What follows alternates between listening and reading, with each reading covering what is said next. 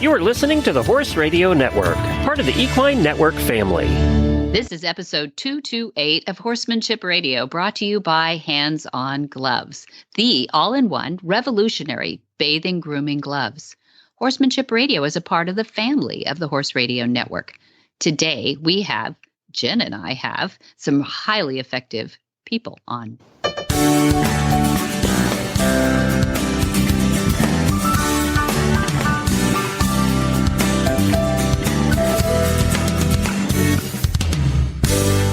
This is Debbie Laux, and you're listening to the Horsemanship Radio. Thanks for joining us. Horsemanship Radio airs on the 1st and the 15th of the month, and I have my producer, Jen, with me today. Hi, Jen. Greetings! This is going to be a fun show today. I'm glad to have you back. I had George on, I think, the last time. And we missed you, but I knew you were out having fun. And this is going to be really fun because we got the big guns in here today. I'm really excited to hear from Monty.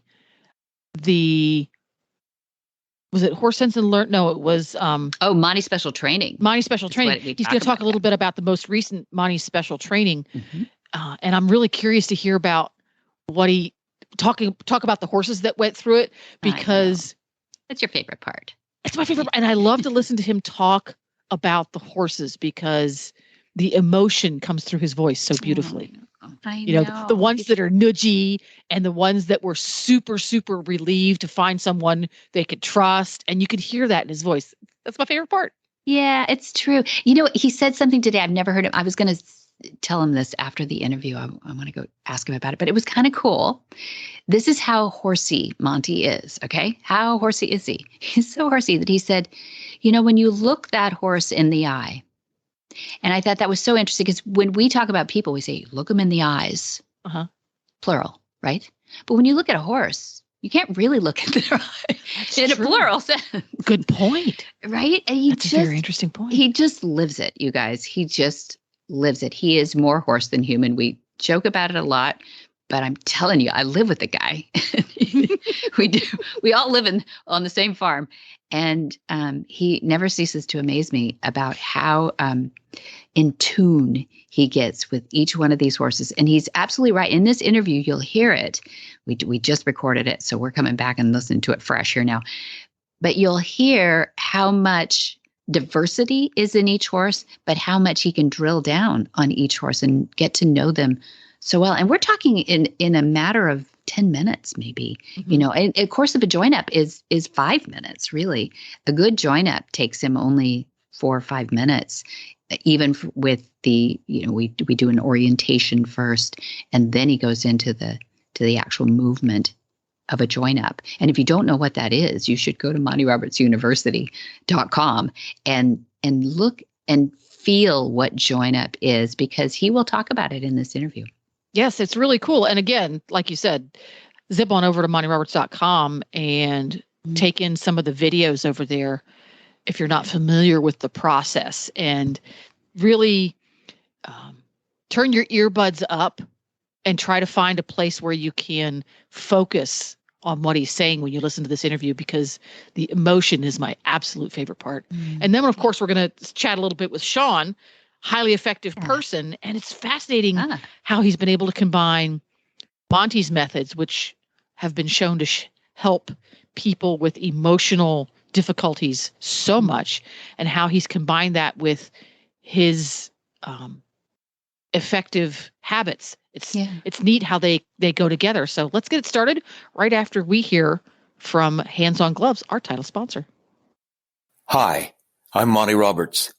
And am I excited to bring you the news of a revolutionary, new, all-in-one shedding, bathing, grooming tool, Hands-On Gloves. They are fantastic. And you believe me, I've tried them all. Hands-On outperforms traditional curry combs, shedding blades, metal bristles, and all those things. Most animals will gravitate to you for more grooming and petting time. If you wear them, your animals will love you more for it. While using the Hands-On Gloves, you can easily handle water hoses, shampoo bottles, lead ropes, leashes, and anything you want with them on your hands. They are easy to clean, and they massage muscles and stimulate circulation while helping to distribute natural oils for a healthy skin and coat. Hands-On is changing the way we bathe, de-shed, and groom our animals forever. Hands-On gloves. They are fantastic. Monty Roberts first gained widespread fame with the release of his New York Times bestselling book, The Man Who Listens to Horses, a chronicle of his life and development of his nonviolent horse training methods called Join Up. Monty grew up on a working horse farm as a first-hand witness to traditional, often violent methods of horse training and breaking the spirit with an abusive hand. Rejecting that, he went on to win 11 World's Championships in the show ring. Well, welcome back, Dad. I was excited to have you, Monty Roberts, on the line to talk a little bit about last week's work. I thought people would be really interested in your perspective. How are you? Oh, I'm fine. And I just have to tell you that at 88 years, come May, it's a whole new life for me. I guess it's fair to say that the excitement of sending my messages onward and helping others understand the value of nonviolent training is very, very gratifying. And it's fun to do, particularly when the horses follow the lead that you give them. But they do. And I knew they did before going into it, but there's always in the heart of a horseman, there's always the worry that it's going to go the wrong way and you're going to have a glitch on your hands. And you know, I have failed to really get what I want from 8 head of horses from about 70,000 or a little more than 70,000 now, because I think we did a thing a couple of years ago that was 70,000, or maybe 5 years ago that was 70,000. We counted them.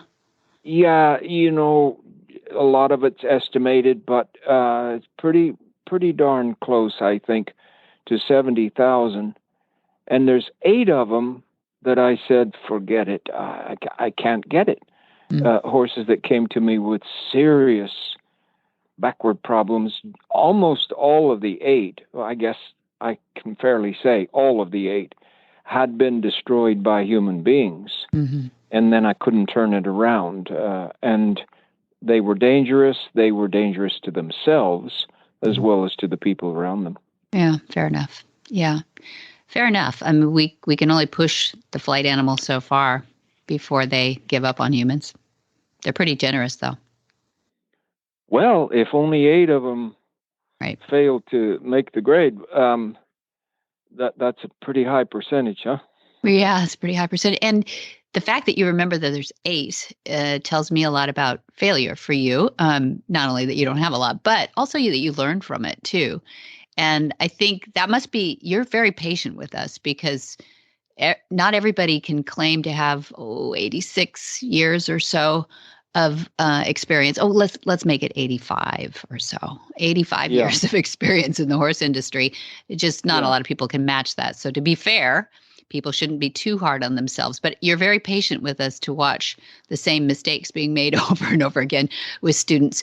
But I know that people sincerely hope to piggyback on everything you are learning from horses. And that's why I thought it'd be kind of special, since it was a pretty special Monty special training last week. We had a really great team of people, and everybody was so interested in the horses, and the horses were so interesting that I thought it'd be kind of fun to just pick your brain and walk you through last week with some of these horses, and you give us a little synopsis of what surprised you, what interested you, what you learned perhaps from some of these horses, or what maybe you observed in students learning from those particular horses, because you did allow students to get in there.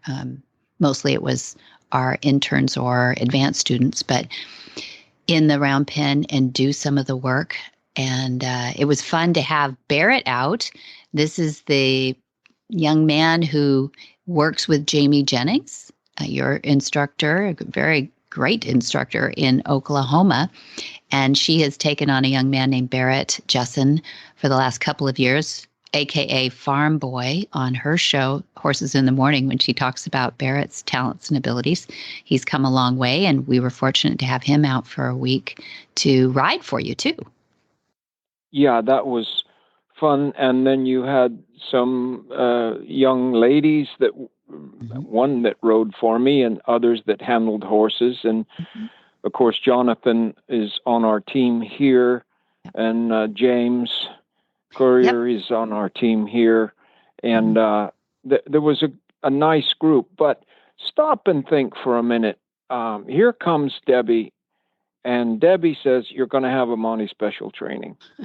And okay, yeah, and it's going to start in 3 days.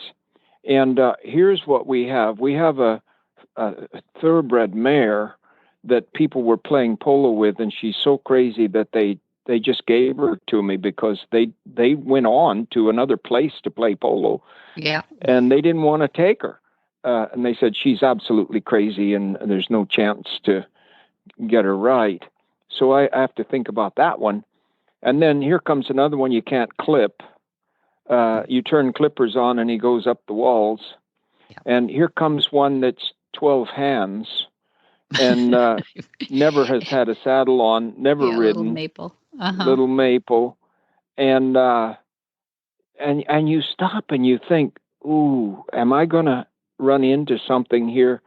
I mean, I'm approaching 88 years. Am I going to run into one that I just say, I'm really sorry, but I can't do this?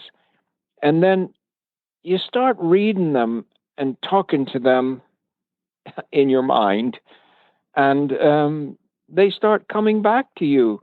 And I think this conversation can be held by people who would understand that it's, when you get to this point, you realize that horses can speak English. Right. It's just that you have to understand English. It's got an accent. And sometimes they're trying really hard to tell you something, and human beings just don't tend to listen. Mm.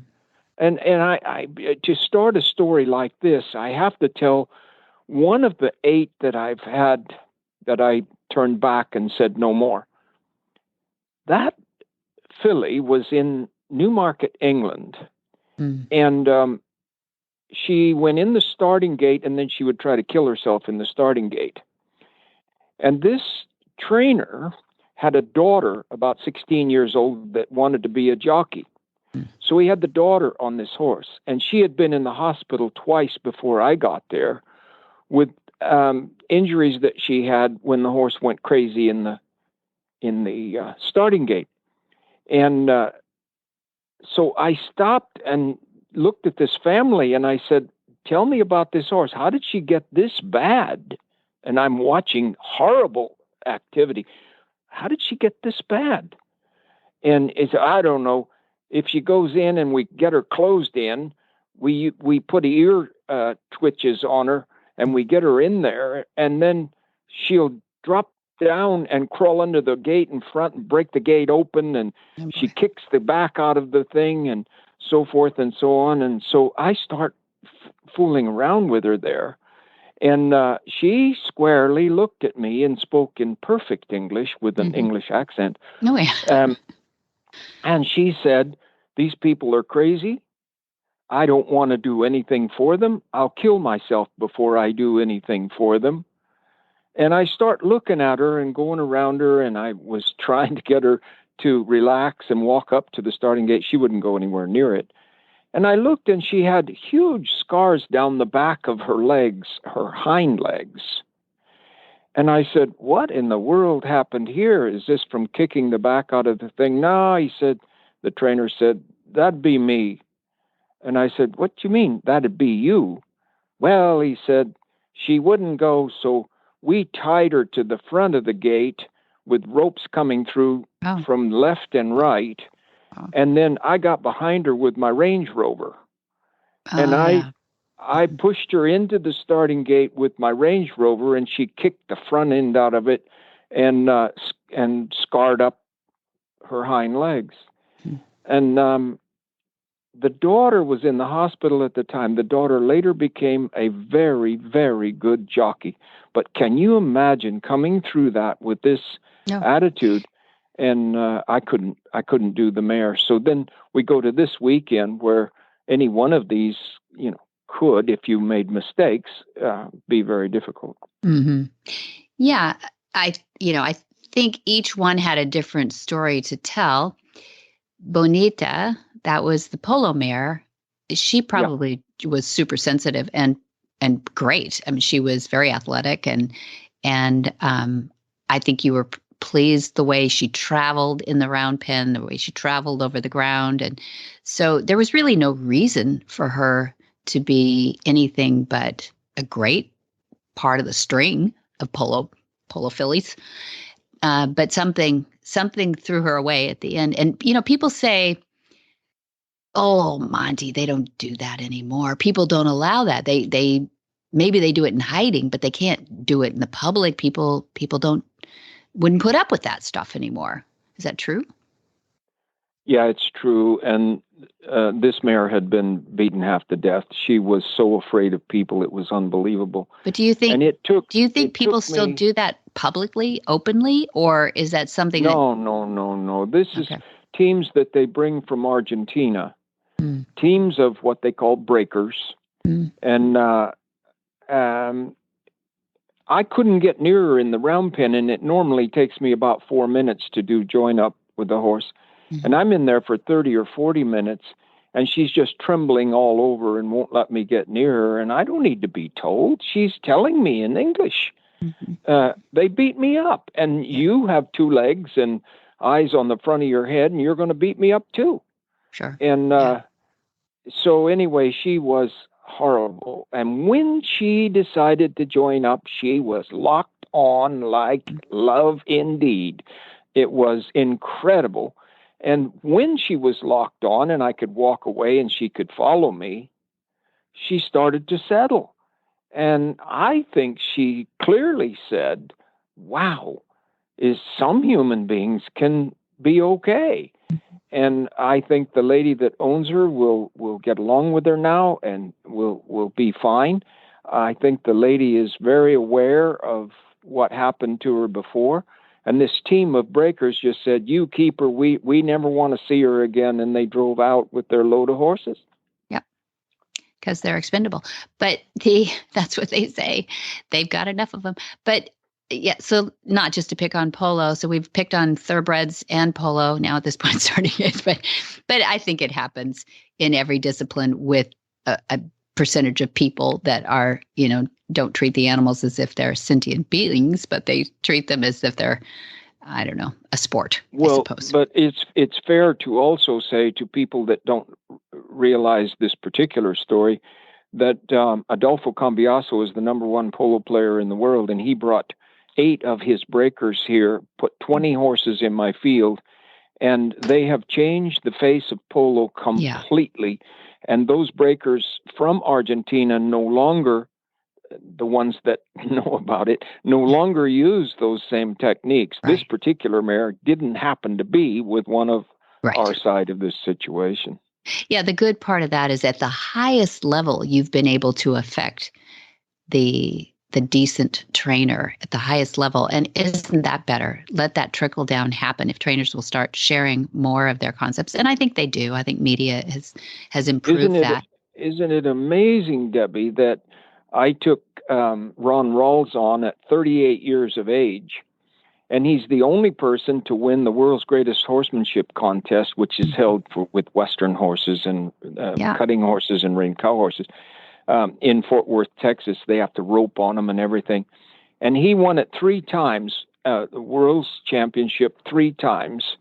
And recently, just a couple of months ago, his son, Philip Rawls, born and raised on this property, won it, the first father and son team to ever win the world's greatest competition. So cool. It's really gratifying. Yeah, we'll have to have Ron on too, or Philip on to brag on him. Yeah. Philip Rawls. He's living in Paso Robles now. Yep.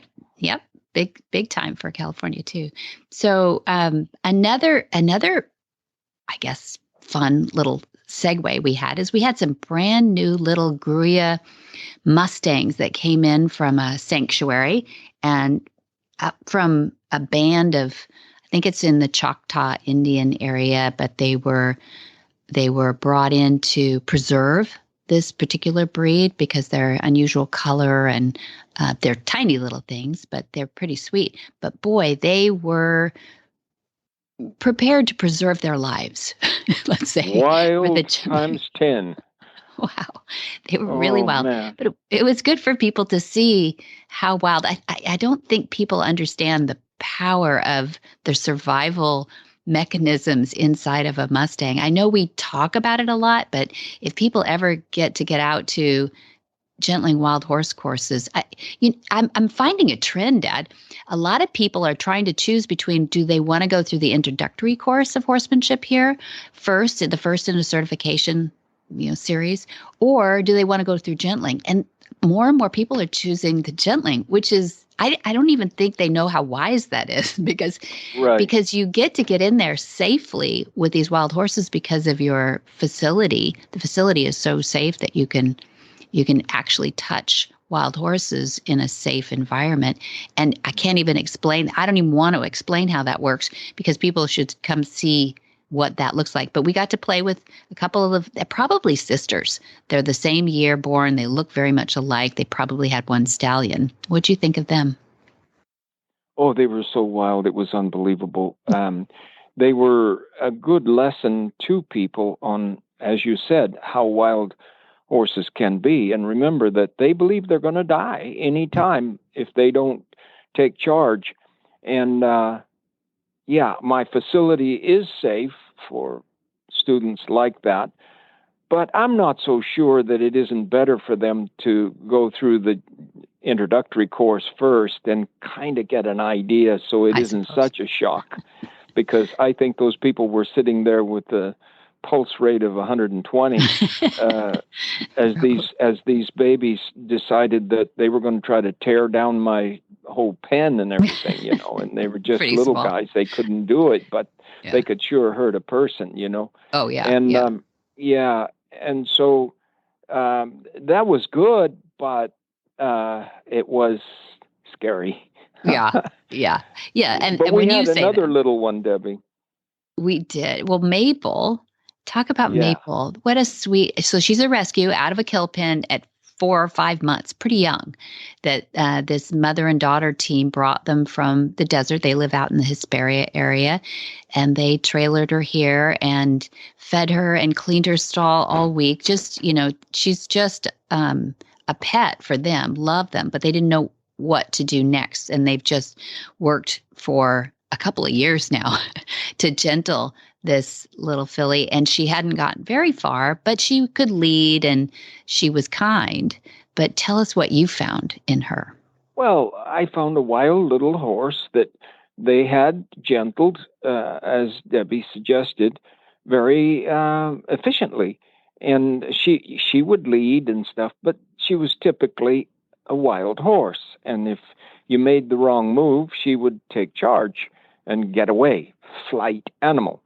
And so I took her in the round pen, and I did this join up, thinking, 4, 5, 6 minutes, I can get her joined up. Well, bingity, bingity, bang, in 2 to 3 minutes, she was saying, I like this, let's come together here. And in about 4 minutes, she was walking with me, and I was walking around the round pen with her locked on to me, and I could rub her between the eyes and everything. And so join up was while they were asking questions and stuff. I was standing beside her, and she looked over at me and she said in English, don't be afraid of me. I'm not going to hurt anybody. And you just go ahead and do whatever you want. I trust you. And I put a saddle on her. I put a snaffle bit in her mouth. I put her on long lines. And she just said, whatever you say will be fine. I put a rider on her. There was no bucking. There was a little spurt of energy She was frightened of this girl, which was about 5'2", but to her, that was a big thing stuck up above her back, and she was going to get rid of it somehow, so she ran for about 20 feet. Yeah. Then she stopped and just walked around, and for the next 2 or 3 days, I mean, it was unbelievable. I don't think I've ever had a horse come so quickly with no damage or intention to damage anybody or any piece of equipment or anything. She was just wonderful. So she made the balance point of Monty's special training from zero to hero just unbelievably, because we had the trembling mare, we had the wild horses, and we had her way at the other end of all of this. While we had a horse that you couldn't clip when you turned on a toothbrush. Oh my gosh. He would electric climb up the toothbrush. walls. Yeah. And, if someone, I think that we should have had 200 people up above there watching all of this. Because if we could send more people out there to realize the value of nonviolent training, then my life is worthwhile. If I just have 2, 3, 4 here and 6 there, when I'm gone, a lot of this will cave in. But it's absolutely true that the Rein Cow Horse Association has changed so dramatically that while I won 11 world championships, I'm not sure that any of my work would have been done with scores like they have today. Now, when Philip Rawls won this World's Greatest thing, every score that he got, and it's a system that we use with 60 to 80, but there's 3 judges, and so every score that he got was in the 205, 207. It's unbelievable. I think that Johnny Tivio won 4 world championships for me, and Fiddle Dior won 2 world championships for me, 6 world championships right there. And I don't think that the best run either of them made would place today because of the changes that have been made. And they've moved on to use nonviolent training to the extent that these horses are just unbelievable. They can run 40 miles an hour, slide to a stop, get ready to spin, and then just stand there and relax and lick and chew for 30 seconds if you want them to, and then spin like a top and go 40 miles an hour to the other end of the arena. I couldn't do that in those days. I know I was using nonviolent methods, but they've just taken that and improved it to the extent that today, Zane Davis, Philip Rawls, Ron Rawls, and a young lady, how do you call her, Debbie? Sarah Dawson. Sarah Dawson is the daughter of a wonderful man that trained people here in Richard the Winters. Ventura area. Richard Winters, yeah, in the area of Ventura area of California, and came and did videos with me and took up nonviolent training and taught his daughter. And then here's one for you. The daughter gets really good and dates a guy that loves to ride working cow horses. So they have something in common, the two of them. They're married and have children now. And Sarah Dawson is one of the top 2 of the greatest Western riders today. Right. And her husband, whom she taught after they were married, is about 5th now. So I don't know if he would cop to that she taught him, but I'm sure she influenced him. Yeah. Well, he has to be looking, saying, "How can I?" I'm watching her training. Yeah. Yeah, but it's so wonderful, and they deserve the greatest amount of credit you could possibly give them. But all of the horses, every judge is now saying, I score the highest when the horse looks like he's enjoying what he's doing. What you just said was hugely important, is the judges. And we've said it here before on this show, but the judges are the ones that are in the driver's seat for rewarding those that are going in a direction that they want to take the discipline, because everybody knows that if the judges point in a direction and that's where the money goes or that's where the ribbons go, that's where people are going to go in competition, badly or well, for the breed, for the discipline, whatever it is. So I guess the two keys that you said to me is, going back to the Maple story, is I don't think anything happened between you and Maple until Join Up happened. Absolutely. Absolutely. Maple came in, a fresh, young, normal horse. And when Join Up happened, you could hear her say, "Oh, this is better. I like this." And then she just cooperated with everything that we did. And it was a loving experience, I have to tell you. That's that trust-building thing. That people just have to study the language of Equus to understand completely. It's not just a set of circumstances. It is a conversation. And that's where we need to get to in the next generation. And when you said, gosh, I hope I'm being effective in front of a handful of people. Well, this is where, because you're not on social media pushing the buttons, you share with us things that you want us to put on Facebook and other things, but you're not the one that's surfing the net all the time. Promise.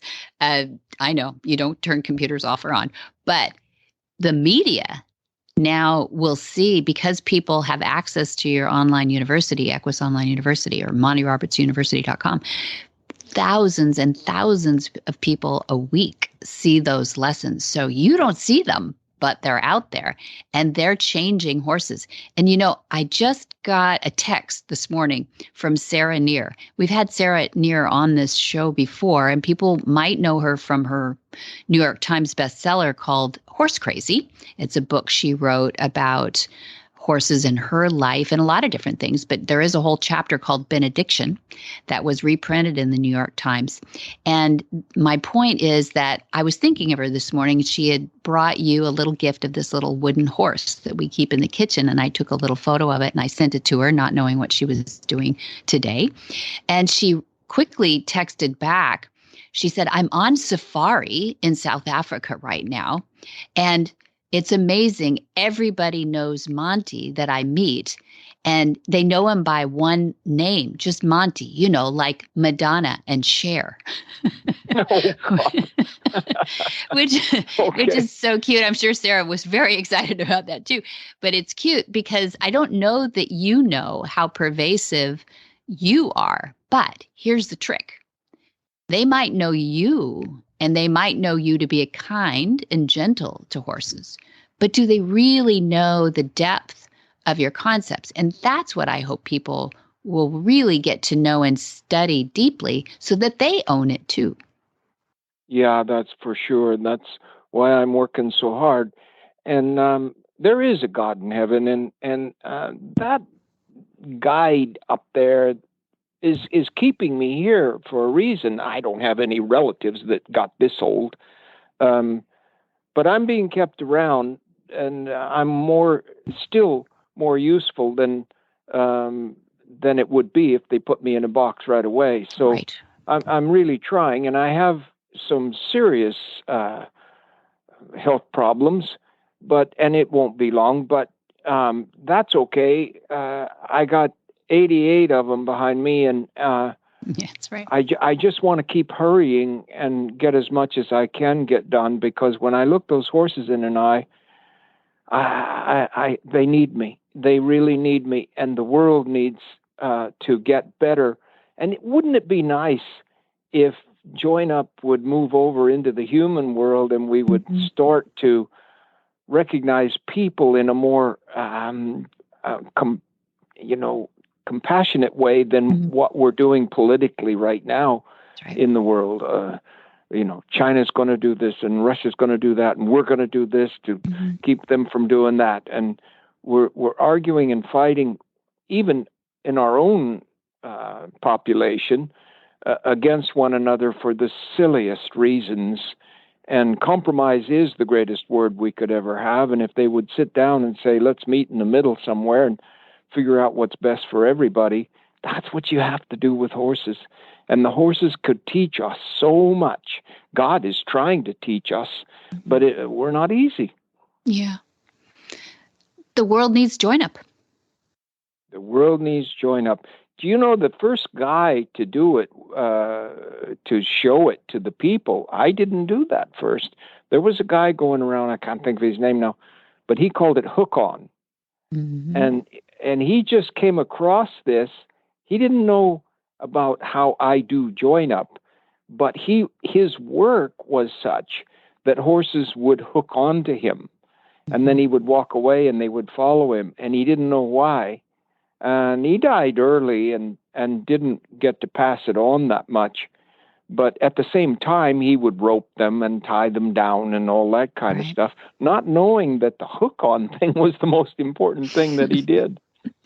Well, a lot of people don't know it in depth, and they think it's a lot of, unnecessary gestures with horses. But once they do it, I tell you, they fall to their knees or they become emotionally involved in horses. And this is a good thing. Yeah. So, yeah. Yeah. Well, thank you. I've kept you a long time. I appreciate your time today. And I thought it was really fascinating about all the horses you work with. We will see how they go on. I have some important things to do this afternoon, too. Okay. All right. We'll get you out the door. Thanks, Dad. Hi, Debbie. I just had to write and tell you how much I'm enjoying Monty's podcast on Horsemanship Radio. You and Monty and your podcast guests are my company every evening while I'm feeding, cleaning, and finishing up barn chores for the day. I especially enjoyed the recent podcast 158 because so many of the guys that Monty talked about, and especially Greg Ward, were heroes of mine when I was growing up. It was really fun to be a fly on the wall listening to Monty recount all those stories. And I also enjoyed his discussion with Tanya Johnston about the deer and thigmotaxis. Thanks for all the great information you and your dad are spreading throughout the world.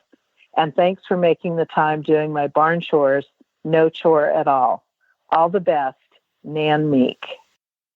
Sean Covey is the son of Stephen Covey, author of The 7 Habits of Highly Effective People. Sean is a New York Times bestselling author as well and has written several books, including The 7 Habits of Happy Kids and The 7 Habits of Highly Effective Teens. The family runs a 501c3 charity called Bridle Up Hope, based in Utah. They teach equine assisted learning lessons to girls and women who are battling mental health challenges using Monty's methods in their program. Well, welcome, Sean Covey of the coveted Covey family. I'm so excited to have you on and excited to meet you personally now by virtually. But I got to meet your daughter, Victoria, through horses. She's interested in coming and visiting here, and I'm just honored to hear all the things you're doing. And I wasn't aware, and it's my ignorance, but I'm excited to have you on. Thank you so much, Debbie. We know a lot about you and what you guys do, and I'm thrilled to be able to talk with you for a few minutes today. I'm honored. You're a busy guy, and you've accomplished a lot already, and I don't want to stop you from accomplishing more. So we'll get all the salient points in here because people need to know what you're doing out there and how you're extending the legacy. If I might coin it a little bit, do you believe that is something you can do with your family? Yes. Yeah. Well, my father is Stephen R. Covey, and he wrote the book, The 7 Habits of Highly Effective People. A lot of people know that book and have read that book, and it's been very influential across the whole world. And then he started a company. He was always a professor for many years.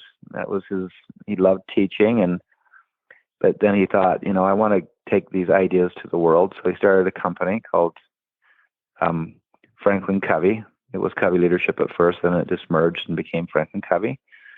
And so we teach leadership, basically. And we do it through the 7 habits and through other content. And we work with large organizations and schools and universities And we've also started working with little kids in elementary schools and pre-K. And then we have, as we're talking about today, we've now applied it to equine, learning and therapy and such. Yeah. Tell me about that leap. I mean, I read your bio to our listeners, and they know that you've written The 7 Habits of Happy Kids and The 7 Habits of Highly Effective Teens. This really hits homes with us. We had 47 foster kids go through the house. Yeah. But it was over a long time. It was over a long period of time. But nonetheless, I feel like we're going on parallel universes a little bit, which is exciting. How did you get all the way to Bridle Up Hope, your nonprofit? Yeah, sure. Well, I'll tell you the short version of the long story, okay? Okay. Yeah. So growing up, I never liked horses that much because I always got bucked off. We'd go horseback riding like once a year. Okay. My dad would always take us, we got to go horseback riding. It's the best. And it's like every time I would get bucked off and no one else would. And so I thought, this stinks, you know? But then I got married and I had daughters, and my daughters just fell in love with animals and then horses. You know, started with cats and dogs and squirrels and chipmunks and chinchillas, and then it moved to a horse. And so my oldest 2 daughters were just really into horses, and they got into rodeo and these 50-mile endurance races, and they just loved it. My oldest daughter, Rachel, especially, was just all into it. And then Victoria, my younger daughter that you spoke with yesterday. So, and then, Rachel always struggled with depression. As a parent, I didn't really know much about it, right? It was like, hey, you don't feel good today? Well, suck it up, right? And so my wife and I were trying to deal with some of her ups and downs and depression and anxiety. And then about 10 years ago, we lost her, and from the effects of depression and a terrible accident. And during the week of the funeral, we were preparing for her funeral to celebrate her amazing life, even though it was short at 21 years. We had people come up to us and say, your daughter changed my life. And we just kept happening again and again. People came over to our house, and this one girl in particular came over and said, your daughter, I'm here today because of her. She saved my life. I said, you're kidding. Well, tell me what happened. She said, my parents went through a really bad divorce. I was so hurt, and I started just doing bad things. I was making all the wrong decisions. I was totally depressed and hated myself, hated my life, didn't want to live. And then Rachel took me in, and she started taking me horseback riding every week.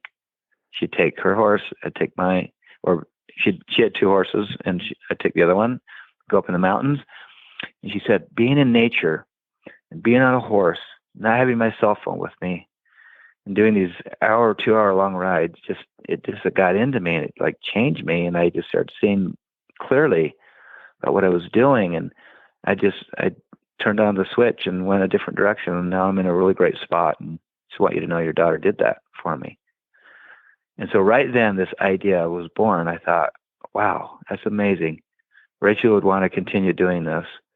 And so we started this foundation, called it Bridle Up Hope, with the idea of saying, we're going to help girls that are struggling build hope, confidence, and resilience through equestrian training and taking girls on horseback rides, right? So we just said, okay, well, we're going to rent some horses from this guy that lives down the road. And we found 5 girls in our neighborhood that were really hurting. And one girl in particular, she wouldn't come out of her room because she'd been through so much trauma. And just one after another, we discovered these girls were just suffering so much. And so we'd started giving them horseback riding lessons with a private instructor. And it just took off. I mean, it's just like there were 10 more girls that heard about it and wanted help. And then another 10. And then I thought, well, geez, why don't we incorporate the 7 habits into the lessons? Because we can teach them these life skills. And so the idea of, being proactive, you take initiative, beginning with the end in mind, the whole idea of everything's created twice, blueprint first, and then live it out.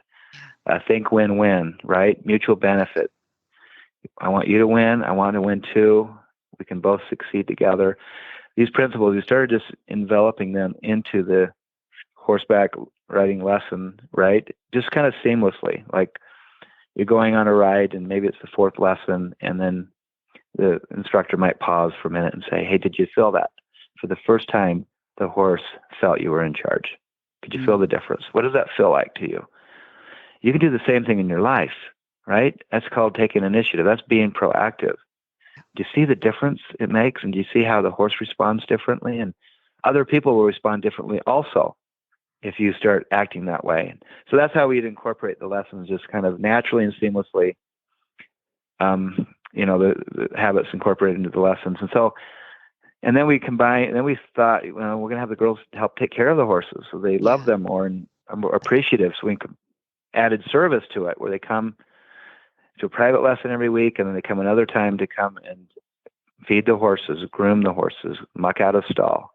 If you want to clear your head, try mucking out a stall. It'll do wonders. Yeah. And that's how it began. And so, and then we thought, well, God, we've been through 50 girls, and then more were coming, and there was so much need. And so we raised money and started this foundation and built a facility. And then we got requests to start it in other cities because people would come and have great experience. But that's the kind of the shorter story of how the whole thing began. How far back does this go, Sean? What years are we talking about then? Started 10 years ago, about 2012, 11 years ago. And you have 9 Bridle Up locations now. Yeah, now we have 9 locations, and we've had well over 1,000 women and young girls go through the program. And it's remarkable. I didn't know much about horses, but my goodness, the power of a girl with a horse and the ability. Now, who knows this more, this, Rebecca, right? your wife, or you? I mean, you're a quarterback, right? You played football. Yeah. You at a high level, by the way. But is Rebecca the intuit with horses? Did she know this intuitively? Well, we saw it with our daughters. You saw it first with your daughters. Okay, so Rebecca is a convert too, then. Rebecca's a convert too. Yeah, she was never into horses, but Victoria started the whole thing, and then she got Rachel into it, and I just saw the amazing impact it had on them. And then just watching it with the girls. I'm not a horse expert now, but close just enough. Watching the impact. Yeah. For example, we had one girl that wouldn't come out of her room, her parents said, for months because she had been through like a date rape and she was devastated. And mom said, hey, there's this program just down the road, and it's deals with horses. And she goes, well, I'll go come out of her room for that, right? So she comes and gets her out of her room, and she starts riding a horse, and she starts learning the habits, and she starts feeding the horses. And in 12, 13 weeks, she's like a different person. It's amazing. And now you're all the way in Ukraine? Yeah. You're helping girls and women in Ukraine? Yeah. So we have a new location that's going to start up in Ukraine about next month. And that's a long story how that happened, but connections started up there, and there's a place near the border. They have stables and about 10, 15 horses, and they have been they've just found that equine assisted learning or horse therapy is so much more effective than anything else for the PTSD and the fear and trauma these women have gone through. So we connected with them. They were like, oh my gosh, with the 7 Habits, we're big 7 Habits fans. We could combine the two. And powerful. Yeah, so we're doing a big fundraiser for them right now. We're trying to raise $100,000 to get 1,000 girls through the program.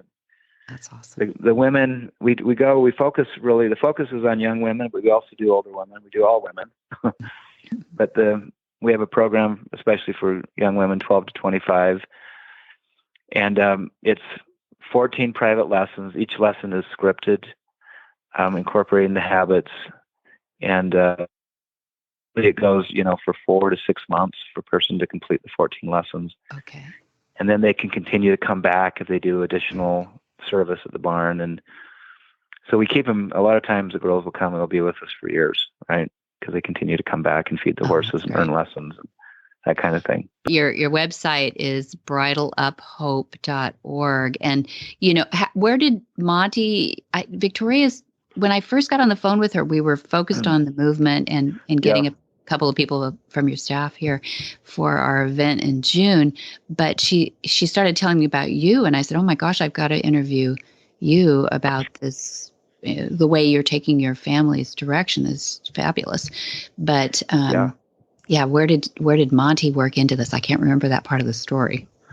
Yeah, sure. Well, when we first started, again, we didn't know much about horses. My girls, were into rodeo and endurance rides. But as we started this, we learned of Monty's work, and the whole idea of the join up, right?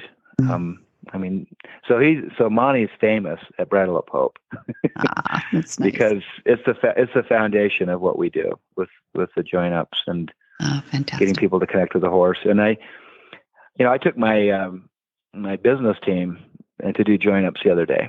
Good. And it was such an amazing experience. Yeah. For them, and we just talked about it and all the parallels you can draw with that and building relationships with people. Yeah. Yeah, if Dad was on this, I would love for you two to meet. But if he was on here, he would say one tip. We've been doing these horse sense and healing.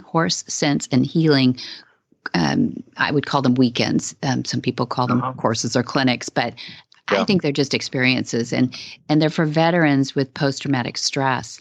And years ago, Dad worked with some veterans. The Korean War was when he was in the University, Cal Poly, San Luis Obispo. He went to, and they were coming back from Fort Ord, and he started working with horses. And the guys that were coming back and having a lot of violence, domestic violence, living in these little housing on campus, it was tough.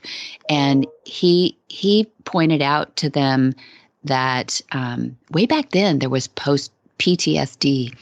It was just becoming a thing. And he said, to these guys, it's not a disorder, you guys. That's weird.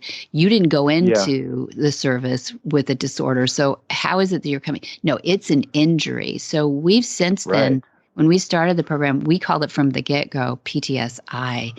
And it seems to really lighten up their load a bit to think that an injury can heal, but a disorder tends not to. So if that language is ever used, you might use that one. That one's free right there. I love it. Yeah, I love it. I'm going to borrow that if you don't mind. PTSI. No, it's yours. Post-traumatic stress syndrome, injury, PTSI. PTSI. I love it. Stress injury. Yeah, because these are service-oriented people, and these girls don't want to be labeled. I'm preaching to you here. I'm sorry, but I love what you're doing, and I think your hearts are just as big as all outdoors. Yeah. And there's nothing like a horse to heal. It's amazing, and you read the science behind it and what it does. We feel like Bridle Up Hope is an idea whose time has come. We didn't plan this. It was serendipitous, and we think, heaven led. And we're about trying to take this to the whole world. We want to get 1,000 locations. We want to just impact thousands of girls all over and say, you know what? You're okay. This horse will help you, and these habits will help you. And you have so much worth and potential. And don't let the world beat you down, because you can make it and you can do it. And the horse is the catalyst. And so our vision is someday to have, a Bridle Up Hope in every city, and where, the pink horseshoe, which is our symbol, our logo, is like the pink ribbon, right? The pink ribbon started with two women who lost someone from cancer and ran a marathon in New York. And from that, you have a global movement bringing help to women around the world. And we hope that the pink horseshoe could be something similar, that you go to a rodeo and you see a big pink horseshoe that says hope. And this is to help these young women to find their worth and potential, which they all have. Yeah. And, if people want to learn more, it's bridleuphope.org. And we're looking for new locations. People are interested, they can sign up there. And thank you so much, Sean, for sharing what you're doing and also what you want to do. And I think that's the important thing about hope. Thank you. Whisper the language of the herd. Listen, you don't have to say a word. It's time for Jamie Jennings to fetch an email from Monty Roberts' inbox and share a morsel of Monty's wisdom in a little segment we like to call Ask Monty. Leave this world a better place than mine. The magic in the language of the herd. Dear Monty, I was just wondering if you have to use an enclosed area for join-up, as I live on a Scottish island and it is hard to get access to one. Would a small field do? Monty's answer. The book Shy Boy, the Horse Who Came In From the Wild, and the documentaries made about Shy Boy depict how I did join up with him with virtually no enclosure whatever. The fact is that it was nearly 12 miles to the nearest fence when I was causing him to join up with me. I suppose it is a possibility that your Scottish island is even smaller than the 42,000 acres where I worked with Shy Boy. Every time you approach your horse in a field, the stable, or the round pen, you are communicating in the language equus. The way you hold your body, the placement of your eyes, and the movement of your hands all tell the horse your thoughts and intentions. It is important to remember that communication with your horse is a continuous process. As long as you have a safe environment, join-up is possible. If you have a large field in which to do join-up, you may need to walk a little bit further than if you were in a round pen, but you will be amazed to see the horse begin to move in circles and arcs around you as it communicates. However, please do not lose sight of the fact that a safe, round enclosure, approximately 15 feet 16 meters in diameter, with good footing, is the optimum environment into which to do join-up. I answer this question all over the world, and I understand the fact that people want to know if they can do the work without a round pen. The answer is yes, but a major part of the answer is that an appropriate round pen is the best way to go. Many horse people further inquire as to what the recommended design is for the optimum round pen, so I will give a brief outline of what I consider to be the best design in part 2. For more of these insights into good horsemanship, go to MontyRoberts.com and click on the words Ask Monty at the bottom of the page. Where in the world is Monty Roberts? Monty is looking forward to meeting some new friends, two-legged and four-legged, in May of 2023. The 1st through the 13th is our introductory course of horsemanship. Now, we can break that down into modules. If you can't take that much time off, then the 1st to the 3rd of May is the introductory course, module 1. That's the first steps to Monty's methods. Then the 4th through the 6th is the introductory course, module 2, which is join up. And that's the classic thing that those interviews were talking about. And then May 8 through 10 is the introductory course, module 3, which is long lining. And then, of course, if you're wanting to get into the preparation for intro exams, the 11th through the 13th, we'll polish that off for you. On May 19th, we have Horsemanship 101, which is a lot of fun. And then on May 20, we have our Mountain Trail Play Day out on our Mark Bolander obstacle course, our mountain trail course. And then in June, we have June 5 through 9, Gentling Wild Horses. That's 5 days. And June 10, we have our Mountain Trail Play Day again. And then June 16 through 18, we have the Movement, which is our 6th annual this year. And we have so much fun. You have to go to MontyRoberts.com and look under special events to see. But be pretty quick about this, because we are going to sell out, people. Let's just be blunt. Yeah, there's only 50 tickets, you guys, and we've been promoting this pretty heavy on HRN, so go there. July 8th, we have a Mountain Trail Play Day. July 10 through 14, we have a Monty Special Training. And July 15, we have a Horsemanship 101. And we'll polish off this calendar with July 31 through August 4 is our Gentling Wild Horses course, 5 days. Dun, dun, dun. You can find all of that and more, like Debbie said, at MontyRoberts.com. You can also speak to a real, live, helpful human being at Flag Is Up Farms, also known as the California Horse Center. Yeah. Call 805-688-6288, and you'll speak to a helpful person. And for more information about today's show, you can go to, can you still go to horsemanshipradio.com? Yeah, you can. Okay, I got to do that. You can go to horsemanshipradio.com, find links, photos, and more information about today's guests and topics. As always, we love your feedback. A great place to do that is on social media. Monty Roberts on Facebook, the one with the little blue check mark. Twitter and Instagram, it's Monty_Roberts. And many thanks to today's sponsors, and they are They are MontyRobertsUniversity.com and, of course, HandsOnGloves.com. Jay Michelson, thank you so much for your title sponsorship. Be sure to visit all the other great shows on the Horse Radio Network at www.horseradionetwork.com. Until next time, have many happy horse hours.